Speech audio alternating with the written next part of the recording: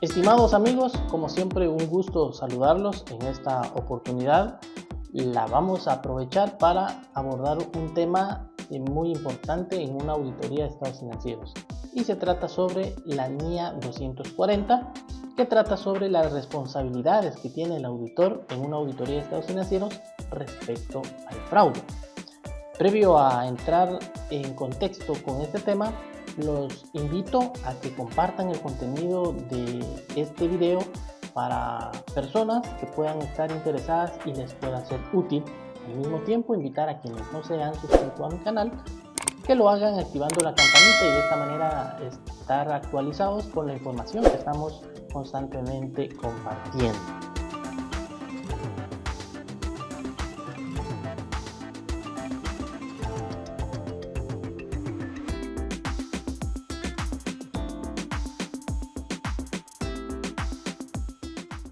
Bien, la NIA 240 trata sobre las responsabilidades que tiene el auditor en una auditoría de estados financieros respecto al fraude. Entonces, debemos considerar algunas generalidades. Y empecemos entonces por definir qué es fraude. Es un término bastante completo que se observa constantemente en distintas disciplinas del derecho. Sin embargo, por su importancia, la NIA 240 en el párrafo 12, inciso A, lo define como un acto intencionado que lleva a cabo una o más personas que pertenecen a la dirección, gobierno corporativo, empleados o bien terceros, con el fin de obtener o hacer un engaño, es decir, algo malintencionado, sacar una ventaja desleal o ilegal. De esa manera define la norma entonces lo que es el fraude. Ahora bien, siempre en el contexto del término de fraude debemos considerar que en el párrafo 3 la norma define o da tipos de fraude. Para efecto, en la norma antes mencionada, en el párrafo 3, la norma hace referencia a dos tipos de fraude, los cuales debemos de considerar al momento de estar realizando una auditoría de estados financieros. Uno de ellos es la apropiación indebida de los activos, y la otra es la malversación o manipulación o presentación de información financiera fraudulenta, es decir, que se manipulen los estados financieros. Iniciemos por la primera. Efectivo es un activo de la compañía, y cuando alguien lo toma de forma inapropiada, cuando toma el efectivo sin autorización, pues está haciendo fraude o cometiendo fraude respecto a la definición de esta norma. Un inventario cuando de pronto se utiliza y se toma de forma no apropiada, no autorizada, se está cometiendo fraude, porque se está apropiando indebidamente de ese activo.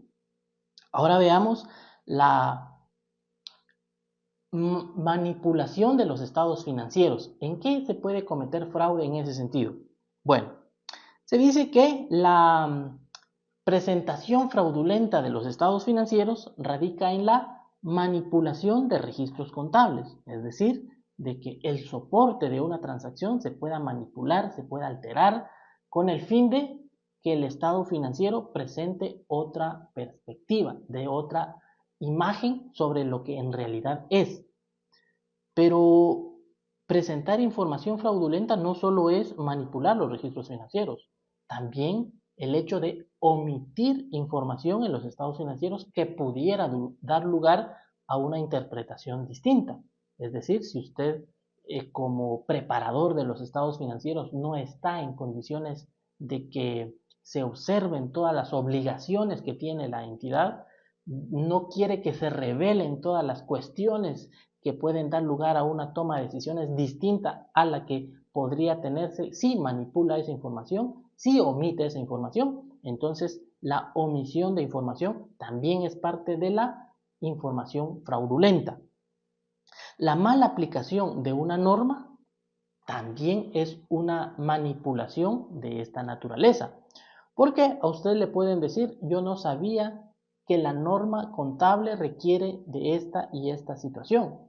Entonces, si lo hacen porque desconocían el contexto de la norma, eso pudiera dar lugar a un error.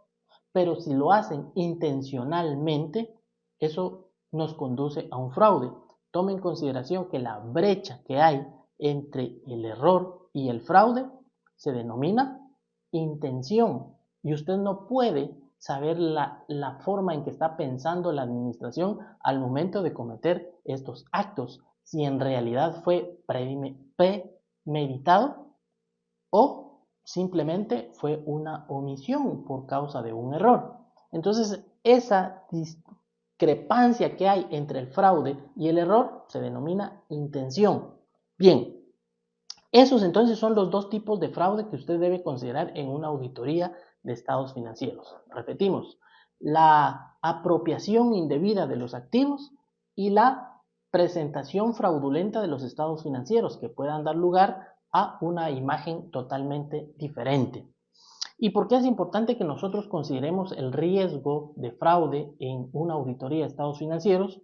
Bueno, esto obedece a que en el párrafo 11 de la NIA 200, uno de los objetivos globales del auditor consiste en obtener un alto nivel de aseguramiento de que los estados financieros que está auditando no contengan incorrecciones materiales debido a fraude o error. Derivado de ese requerimiento, de ese objetivo, es que a lo largo de una auditoría usted debe estar considerando siempre que no contengan incorrecciones que se deriven de fraude o error esos estados financieros que está auditando. Por eso es que hay que considerar siempre el tema de fraude o error. Fraude o error. La norma siempre hace referencia a que es incorrección material derivado de fraude o error, porque no sabemos la forma en que está actuando la administración o los preparadores de los estados financieros. No sabemos en realidad si lo hicieron intencionalmente o lo hicieron como resultado de un error. Como no podemos comprobar eso, pues simple y sencillamente definimos eso como fraude o error. Entonces, dicho eso, ¿de quién es la responsabilidad de detectar el fraude en un estado financiero o estados financieros que sean auditados? La NIA 240 hace referencia a que tal responsabilidad recae sobre los encargados del gobierno corporativo, la administración, la gerencia o el órgano máximo en autoridad de esa compañía. Sin embargo, debido a que es un riesgo inherente prácticamente el tema de fraude, no obstante esa responsabilidad corresponde a la administración, la propia norma da sugerencias y da lineamientos para que el propio auditor realice sus procedimientos para detectar y confirmar si existen incorrecciones en los estados financieros que provengan de fraude o error.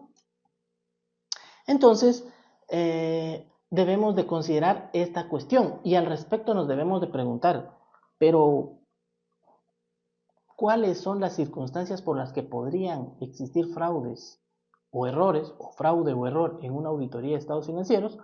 Pues existe una teoría del triángulo del fraude, así se le denomina, y esta teoría del triángulo del fraude está asociada con los requerimientos de la NIA 240 que se incluyen en el párrafo 12, inciso B, a diferencia de la norma que acá se considera como factores de riesgo de fraude. ¿Y cuáles son esos tres elementos? Por eso se denomina triángulo, porque son tres elementos, sin importar el orden. Motivación o presión es el primero. Se dice que hay presión o motivación de cometer fraude cuando el actor del fraude pues de pronto tiene presión de cumplir con ciertas obligaciones económicas y los plazos se están acortando y no tiene los recursos necesarios para cubrir esas obligaciones. Entonces él se siente presionado, se siente motivado a cometer un acto de fraude y oportunidad que se presente, de inmediato la va a aprovechar para realizar ese fraude. Esa es la primera. Número 2, la oportunidad. Se dice que hay oportunidad de cometer un fraude cuando las organizaciones o las entidades no cuentan con un sistema de control interno adecuado para prevenir, corregir y detectar una incorrección en los estados financieros. Es decir, que el cajero recibe tarjetas de crédito, recibe efectivo, recibe cheques, recibe todo medios de pago, entre ellos el efectivo. Como no tiene un control adecuado, pues él toma el dinero, lo utiliza y cuando él tenga el dinero lo va a reponer. Ahí está haciendo un acto de fraude porque está obteniendo, utilizando los recursos de la compañía para sus intereses, ¿sí? Comete el fraude porque no hay un control para prevenir y detectar y corregir esa situación. Número 3, la racionalización. Esa forma consiste y está encaminada a la forma de pensar de las personas. Es decir, que el actor del fraude dice, lo que voy a extraer, lo que voy a tomar, no representa algo significativo, no tiene un valor significativo. Por lo tanto, lo voy a tomar. Si los compañeros lo han hecho, yo también lo voy a hacer. Si una persona de la media o alta gerencia lo está haciendo, ¿por qué no lo voy a hacer yo? Es decir, el actor del fraude pues se está convenciendo a sí mismo de que lo puede hacer y se está dando causas para que él lo pueda hacer. Entonces es una forma de pensar. Cuando una, dos o las tres cuestiones antes mencionadas tienen lugar en una organización, entonces se comete el fraude. Esto entonces está definido como la teoría del fraude, como la teoría del triángulo del fraude y se alinea con los requerimientos de la línea 240, párrafo 12, inciso B. ¿Qué es lo que tenemos que hacer nosotros como auditores para preguntarle a la gerencia, gestionar con la gerencia el tema de fraude? Es un tema muy delicado y cuando usted lo lleve a cabo, asegúrese de contar con el equipo, su equipo de auditoría, pues que tenga un poquito de experiencia, que tenga conocimiento en el entorno, porque tiene que ser una persona con capacidades de analizar, de interpretar, de hacer una pregunta y a esa respuesta hacer otra pregunta, pues para ir debatiendo, porque entender o identificar fraude es muy complicado en una organización, y más aún cuando el fraude se comete por la alta gerencia. Es más fácil detectar fraude cuando lo comete una persona de un rango relativamente bajo, porque hay más niveles de revisión, de supervisión, de monitoreo. Entonces ahí es más fácil de detectar el fraude. Pero cuando se comete en la parte de arriba de la parte estructural del organigrama, en la parte de arriba, es más complicado. Entonces nosotros tendríamos que hacer una serie de indagaciones con la gerencia. ¿Y qué esperaríamos nosotros que nos digan qué acciones tienen para detectar el fraude? Pues esperaríamos, lo ideal sería que nos cuenten que ellos cuentan o tienen un código de ética, que tienen políticas de antifraude, que tienen una evaluación y valoración de riesgos relativos al fraude, que tienen un sólido sistema de control interno, que constantemente están motivando, aquí sí cabe el término motivando a su personal para que no cometan fraude, que en sus pasillos siempre van a encontrar los valores, los principios, todo eso porque al final el fraude no se previene con estar poniendo policías en las puertas, porque el fraude se comete desde una computadora, entonces no es necesario que ponga a un equipo de policías en las puertas. El fraude se puede prevenir con motivación, porque es un tema mental, de raciocinio. Ve usted el número 3 del triángulo, es la forma en que piensa la persona que comete el fraude. Cuando nosotros encontramos eso, pues de pronto podemos descansar un poquito más y enfocar a hacer esa comprobación de lo que efectivamente nos han dicho.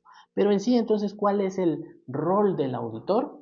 En principio, hacer una indagación con la gerencia. Es inevitable que cuando tenemos la primera reunión de acercamiento de la auditoría, preguntemos si tienen conocimiento de fraude o indicios de fraude.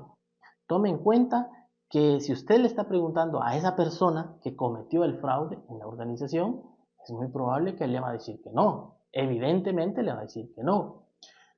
Sin embargo, usted tiene que hasta tener la habilidad de leer los gestos de esa persona, cómo es que él está reaccionando cuando usted menciona el término de fraude.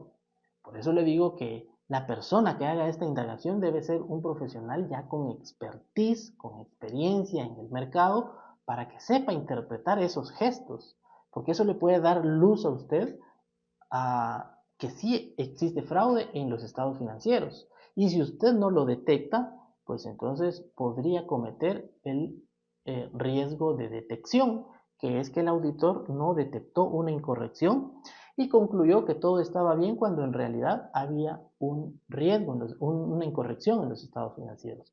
Entonces usted se alinea, se apoya del procedimiento de auditoría que se denomina indagación, que está en la línea 500, y va a estar indagando, porque el fraude prácticamente así es, indagando, analizando, y cuando usted ha hecho eso y está conociendo el entorno del negocio, cómo funciona, quién autoriza, quién revisa, todo ese proceso de conocimiento que requiere la NIA 315, pues usted va a estar identificando riesgos. En ese proceso de identificación de riesgos, usted va a identificar un riesgo, le pone un título, una descripción, y luego se reúne con el equipo y van a discutir si ese riesgo es procedente. Luego de que el riesgo sea procedente, le van a dar una ponderación de 1, 2 y 3, o sea, un riesgo bajo, medio o alto, medio moderado, riesgo significativo. Todos esos términos van a depender de la metodología y de los conceptos que cada auditor tenga en su despacho, en su firma. Cuando ya han discutido esos riesgos y si es procedente, entonces pasamos ya a lo que requiere la NIA 330, que es respuesta a los riesgos valorados. Y responder a un riesgo valorado no significa más que diseñar uno o dos procedimientos para confirmar que ese riesgo sí es procedente o desmentir lo que usted estaba pensando de ese riesgo. Entonces es una valoración de riesgos que estén asociados a el fraude. Bueno, le voy a presentar, le voy a comentar únicamente de algunos ejemplos de riesgos que podría considerar que están asociados a fraude o error. Uno de ellos es el reconocimiento de ingresos, porque los ingresos siempre se van a prestar para que exista un fraude. Es decir, que usted, el preparador de los estados financieros o por instrucciones de la gerencia, están anticipando riesgos no causados. Eso significa estar cometiendo un fraude para que los estados financieros se presenten o den un resultado distinto al que realmente es. O bien, usted dice, no, no quiero pagar, ¿qué le digo? Impuestos o dividendos o lo que sea, y estos ingresos le voy a decir a mi cliente que lo vamos a facturar hasta el mes de enero del siguiente año, o facturar o reconocer lo que sea. De esa manera usted está manipulando los estados financieros a través de los ingresos. Como los ingresos son muy susceptibles al fraude o al error, pero más fraude que error, ese riesgo se considera como un riesgo significativo, y para que ese riesgo significativo pueda ser atendido en auditoría, en principio usted debe considerar que tienen que existir dentro de la organización controles para mitigar ese riesgo. Después de que existen esos riesgos para mitigar esas actividades, para mitigar el riesgo, usted ya diseña sus procedimientos de auditoría.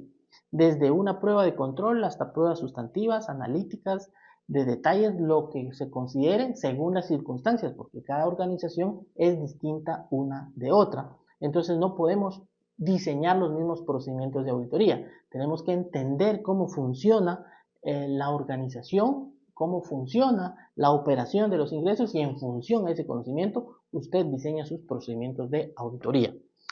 Número 2, el riesgo de la elusión de los controles, es decir, que no obstante se tiene un diseño de control interno adecuado, hay una probabilidad de que la alta gerencia eluda esos controles, sobrepase esos controles. ¿Eso qué significa? Que ellos a final de año digan, bueno, realice este asiento contable. Y ese asiento contable lo que va a hacer es que va a extornar, va a convertir totalmente el resultado del ejercicio. Es posible que tenían 1.000.000 de pérdida de unidades monetarias y con esa transacción suba a 1.500.000, 2 millones. Es decir, una transacción manual puede dar lugar a un cambio totalmente de los estados financieros. Eso significa entonces elusión de los controles y por consiguiente tiene un riesgo significativo. Aun cuando el control sea eficaz, existe esa alta probabilidad. Y el otro, salvo las circunstancias, si lo ameritan, es cuando existen transacciones significativas con partes relacionadas.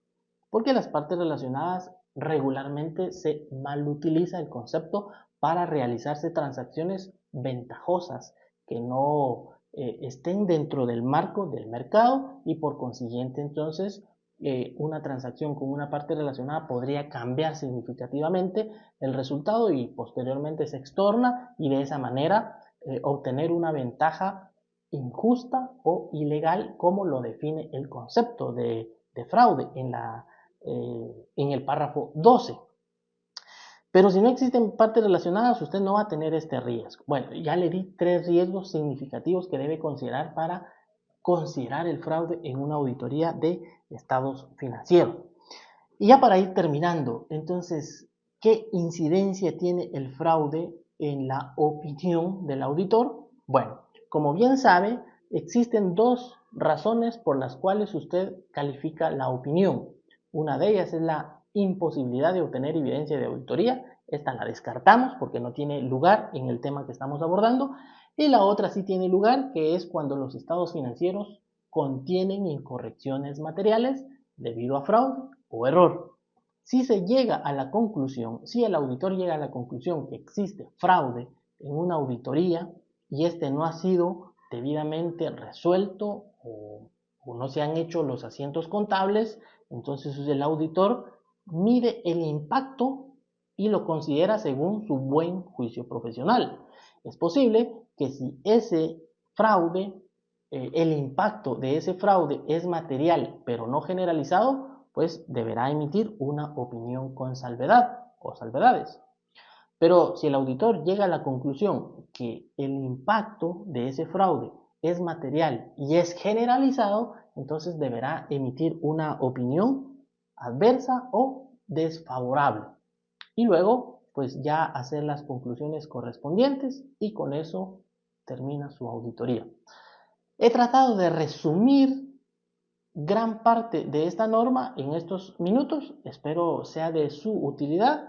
Cualquier comentario, hágamelo saber y con gusto nos mantenemos en comunicación.